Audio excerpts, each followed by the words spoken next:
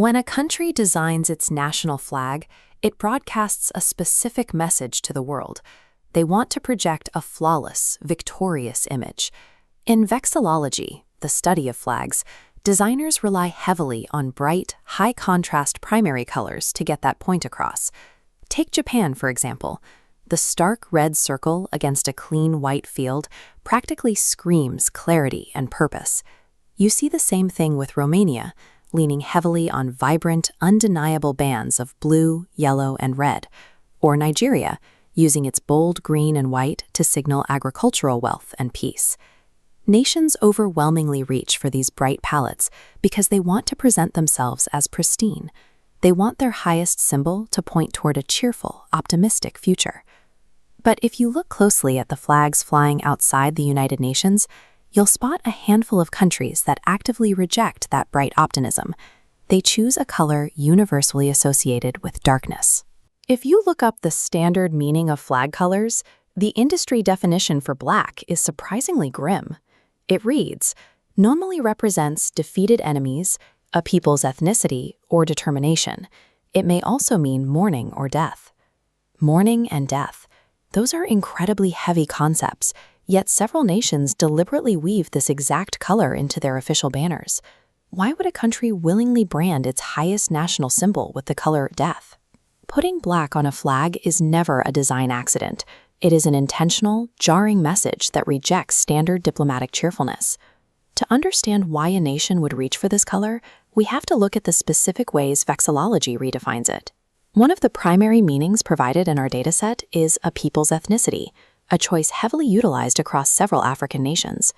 Ghana is arguably the most famous example. Right in the center of their flag sits a massive five-pointed black star. That star acts as a loud, defiant claiming of identity. It places African heritage front and center on the global stage. Looking across the map, Ghana, Uganda, and Malawi all utilize black as a core structural element. This creates a shared visual vocabulary across a vast region, replacing mourning with undeniable presence. In this context, using black is an act of self-definition. These countries are prioritizing their true history and heritage over a generic, brightly colored palette. The source text provides two additional, heavier definitions for the color: determination and defeated enemies.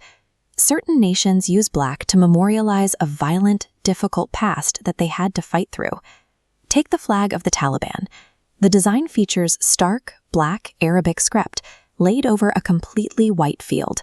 The script operates as an unyielding visual anchor.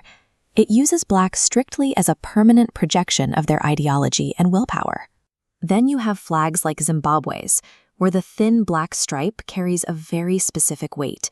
It represents the actual physical enemies and colonial forces that had to be overcome to secure the nation's existence. These nations wear the color black like a scar. It is a woven testament to the world that their survival was not guaranteed, but fiercely fought for. Now, let's bring all those original flags back onto the board and look at them through this new lens. If we strip away the reds, the blues, and the yellows, all that generic optimism, we are left with only the black elements. This isolated view of the dataset reveals that a flag functions as a living historical document. When a nation chooses to include black, it forces the rest of the world to acknowledge a difficult journey. It is an active refusal to gloss over their struggles. Taking the universal color of death and mourning and forging it into a symbol of undeniable survival, that is the ultimate vexillological flex. These specific nations aren't flying their flags in spite of the darkness they faced. They are flying them precisely because they